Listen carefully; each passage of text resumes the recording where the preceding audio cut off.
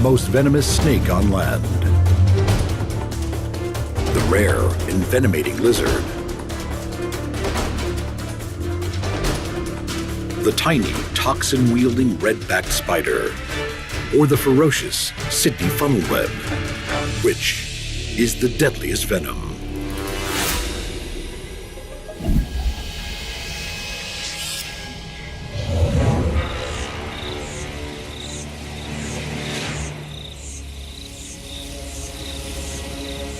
The deserted heart of the Australian outback, where people seldom venture, is the hot, baked home of the most venomous land snake in the world, the inland taipan, a 2-meter-long snake with enough venom in one blow to kill 250,000 mice.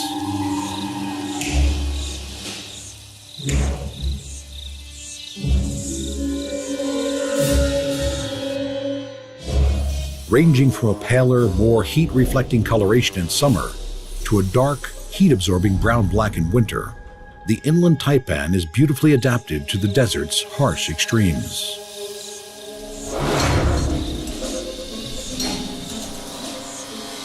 In the heat of the summer, these muscular, small-scaled snakes will take shelter in the cracks and fissures of the baked earth, as well as in the burrow systems of their favored prey, the long-haired rat.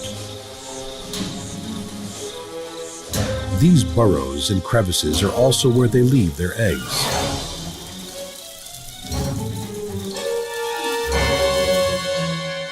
Just over a dozen of these leathery, elongated eggs are deposited and abandoned.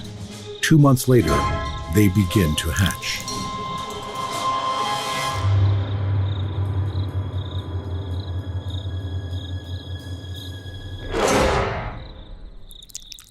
The juvenile snakes that slither out of their shells are already equipped with venom that is similar in toxicity to that of a fully grown taipan.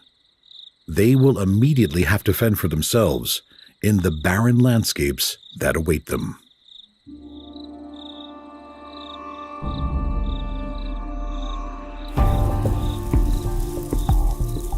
Almost half a meter on hatching, these fast-growing snakes live exclusively on warm-blooded mammals.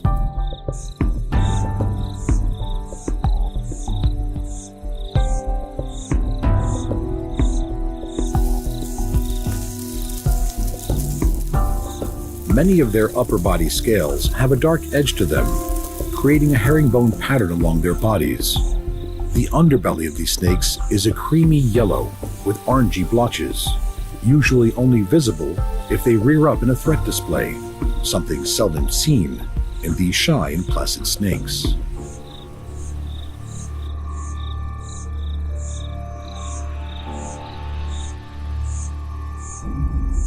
The plains mice and other small mammals of the arid outback can offer a meal in lean times.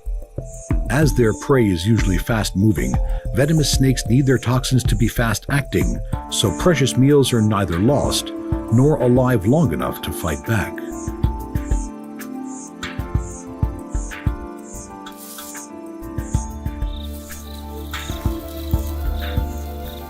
But these mice are not the taipan's favorite food. The population of these most venomous snakes really depends on the population of rats.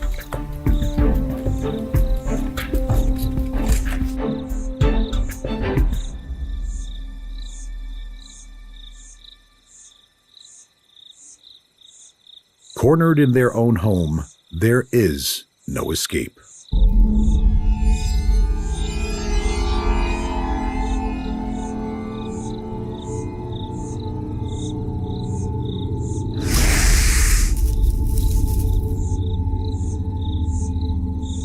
Death is rapid, as superpotent neurotoxin venom sears through the rat's body. Its lethal effects hastened by a spreading agent which increases the rate the venom is absorbed.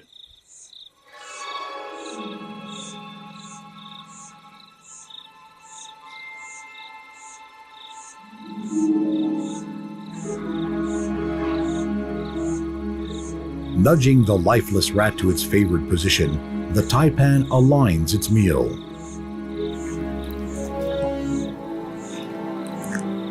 Opening jaws held together by immensely strong and flexible muscles, the rat is gripped by fangs on each side of the jaw, which the taipan then walks down the rat's body. Massive amounts of saliva are produced to lubricate the furry meal.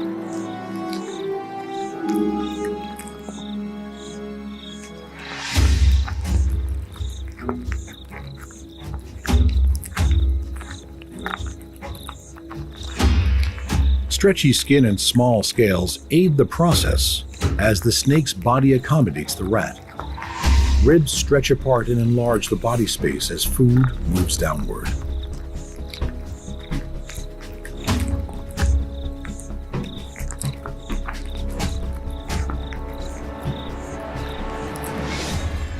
The venom that has killed the rat now has another use.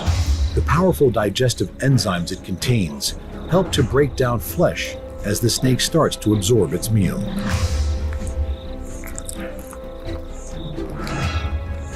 Despite being known as a fierce snake, with enough venom to kill 100 adult men in one bite, no human deaths have ever been recorded from this shy and reclusive serpent.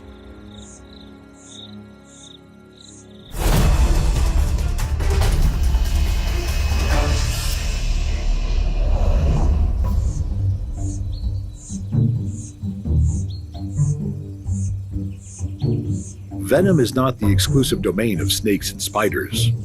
In the deserts of the southwest United States and the northwest of Mexico lives the striking and venomous Gila monster, the largest land lizard in North America.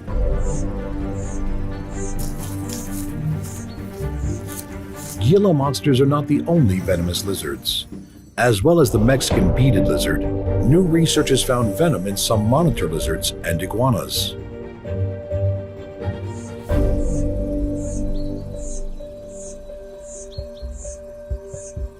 Gila monsters grow to just over half a meter. These stocky reptiles have venom glands below their teeth on their bottom jaw, and although usually sluggish animals, they can strike quickly and have an incredibly strong bite.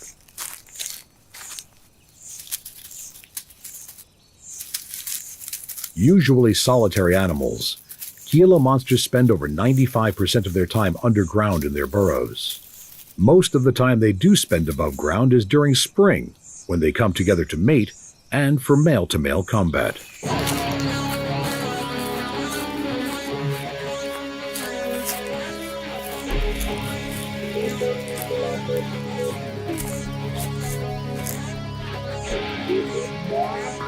These monsters don't so much fight as engage in ritualistic wrestling matches, which appear to be a test of strength and endurance.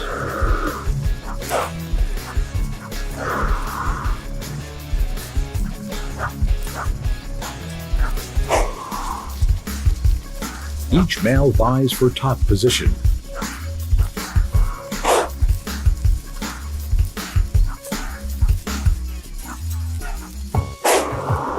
Unlike snakes, the venom of these animals is not injected.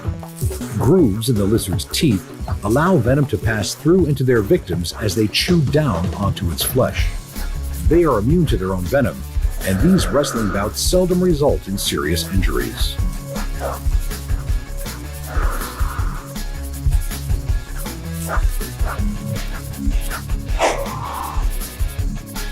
The skin of these animals is tough. Its beaded appearance is due to osteoderms, tiny bones embedded within the scales, a type of skin common in the dinosaurs, but seldom seen in today's living reptiles.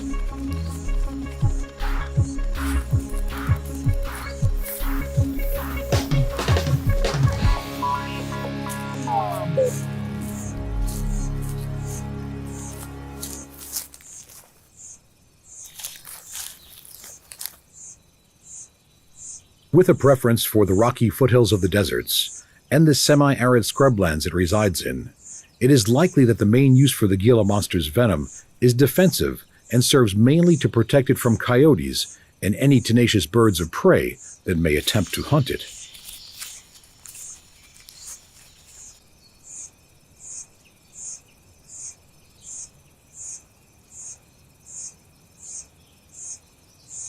Its own prey does not need massive doses of toxins to subdue it.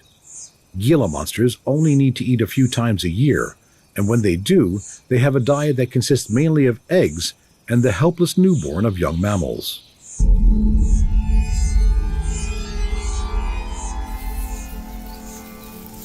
These are sought out in their underground hiding places.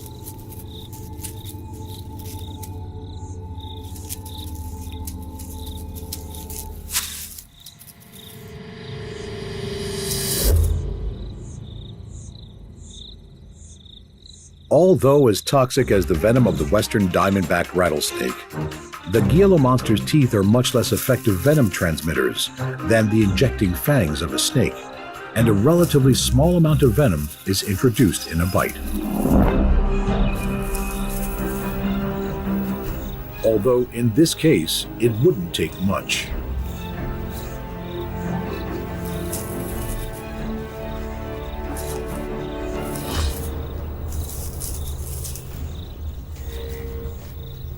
As it latches on to the helpless body, Gila monsters chew to allow neurotoxins to move through their teeth and into any wounds it has created. Able to eat a third of its own body weight in one sitting, these naked pack rats could keep the monster going for months.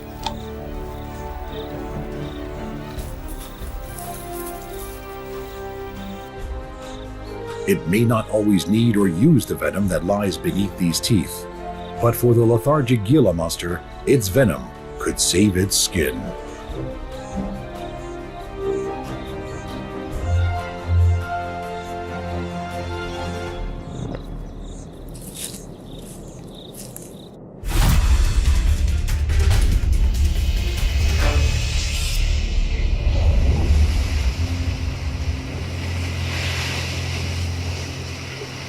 In the shallow waters of the Pacific Ocean is an animal the size of a golf ball that carries with it not one, but two types of venom. One is used on its main prey of crabs and is relatively harmless to humans. The other is used in defense and can kill an adult human in minutes.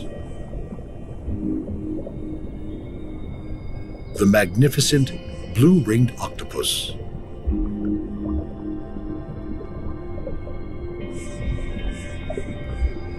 Usually a pale brown in color, the iridescent blue rings that give these famous octopus their names are only shown when the animal is hunting or agitated.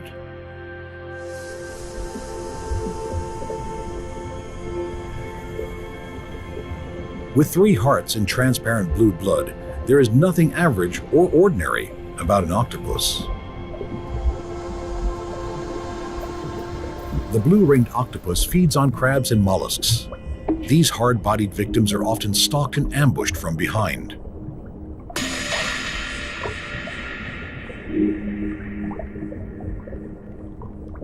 The powerful toxins that blue rings carry are produced by dense colonies of symbiotic bacteria that are harbored in their salivary glands.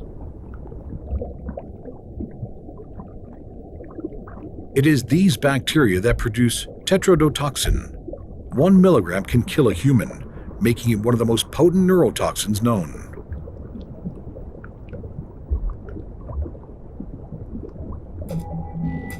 Saving this venom for its own defense, the crab will be infused with the octopus's milder toxins, paralyzing it as it is enveloped in an 8-armed death embrace.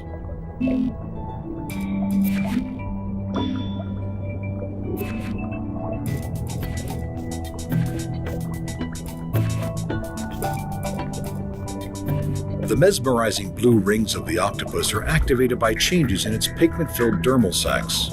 If disturbed, threatened, or agitated, the unmistakable pulsating rings are a clear and direct warning signal.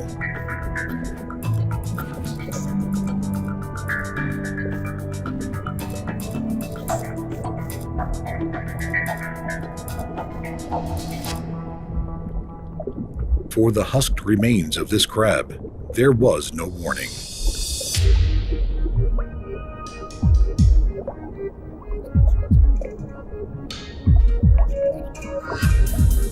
When the time comes to reproduce, blue-ringed octopuses are characteristically dramatic.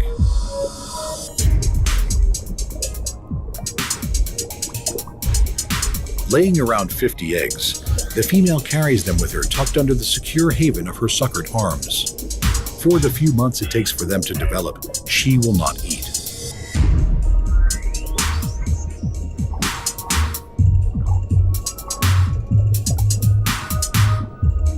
Shortly after her pea-sized young hatch, she will die, leaving her deadly offspring to carry forward her genes.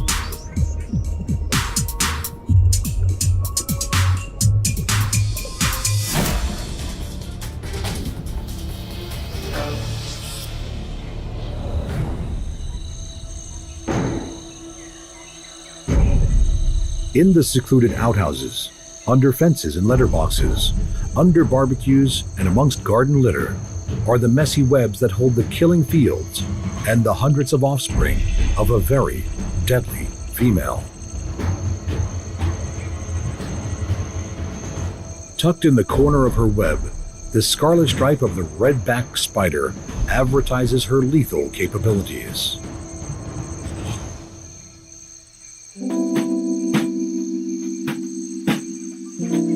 Found throughout Australia, the redback has a striking resemblance to its close relatives, the infamous black widow of North America and the katipo of New Zealand.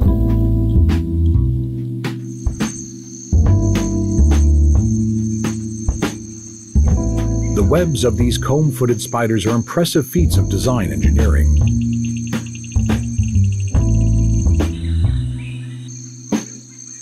The silk that is strewn from spinnerets on the underside of her abdomen is used not only to construct their so-called gum-footed tangle webs, but also for wrapping food and constructing woolly egg cases from which hundreds of her young will emerge.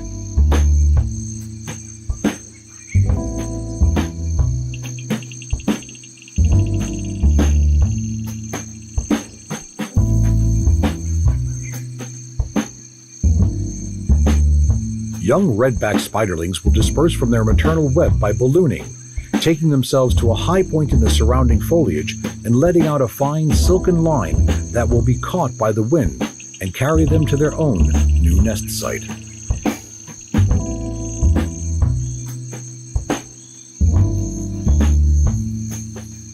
In order to reproduce, the cannibalizing female will most likely have eaten the male whose sperm she used and continues to store for up to 2 years future reproductive use.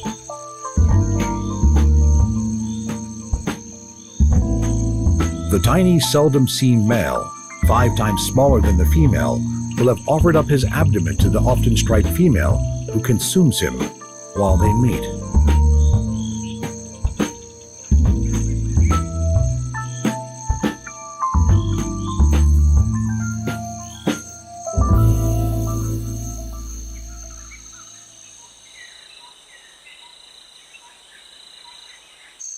The venom of these industrious females is one of the most potent of all Australian spiders and is stored in venom glands just above the fangs.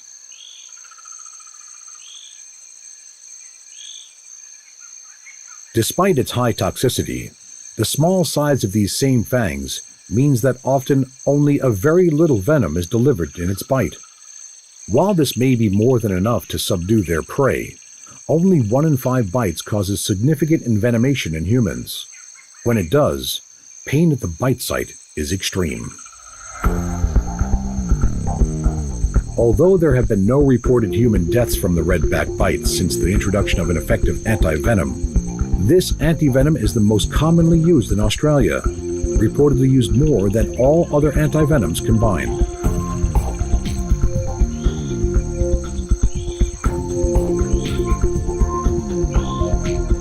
For these young spiders, the fight for life has already begun, and the spiderlings emerge as cannibals, eating any unhatched eggs as well as their siblings.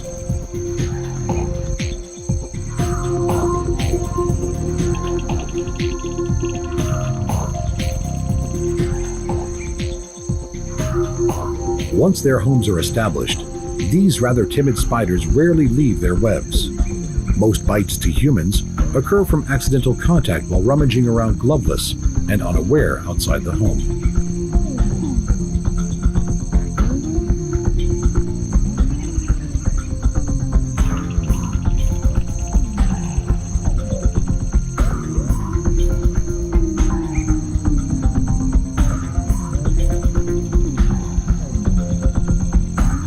Her incredible spinnerets contain microscopic spigots that each produce a single filament of silk. It is this which allows her to combine filaments in different arrays for different tasks of life.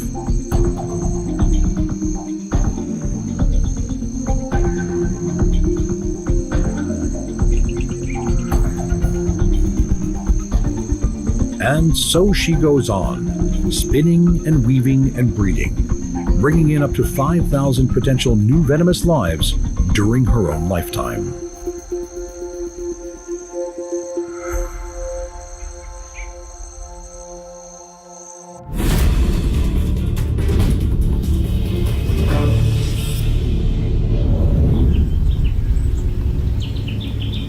In contrast to the timid redback spider, the fearsome Sydney funnelweb is more inclined to stand its ground than to run. And in contrast to the redback, it is the male funnelweb that is the more dangerous of the two sexes. Funnelwebs can be extremely aggressive and are armed with downward-pointing fangs that are strong enough to pierce fingernails as they deliver their highly toxic venom. Different animals have very different reactions to funnelweb bites. While deadly to its main prey of insects, small lizards, and frogs, many mammals are relatively unaffected. However, to humans, the venom of the Sydney funnelweb is one of the most toxic of any spider.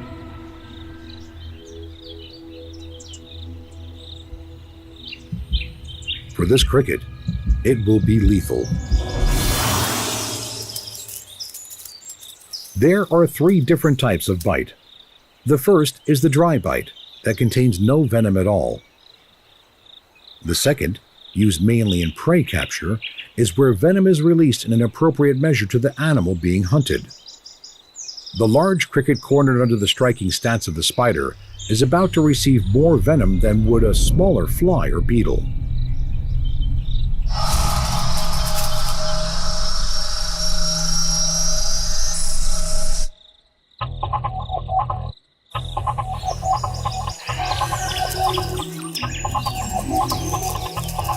The multi-compound venom also serves to keep prey in good condition for later consumption.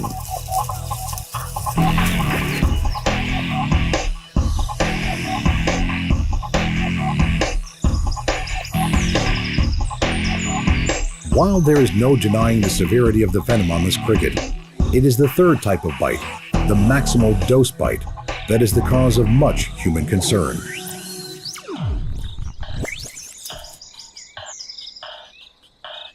The effects of receiving the maximum dose of this spider's venom are fast and severe. Without anti-venom, human death can occur within hours.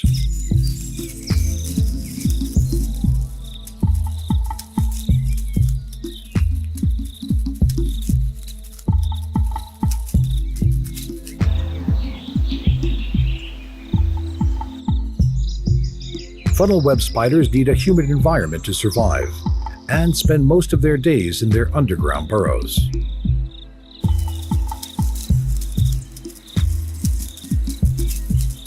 In the rains of summer and autumn, males are often lured out nightly in their search for females.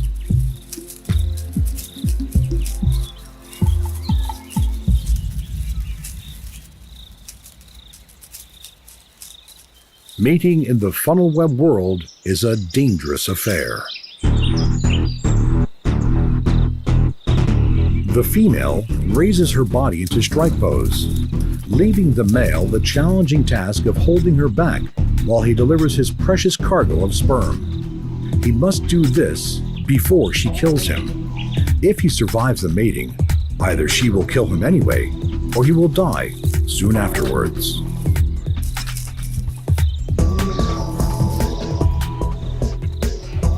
It is no surprise that many believe this burly-looking creature is the world's most venomous spider. But how do we judge which is the most venomous of all? Is it the highly toxic but reclusive inland taipan? The rare venomous lizard? The deadly blue-ringed octopus? The cannibalistic redback spider? or the fatally toxic Sydney funnel web.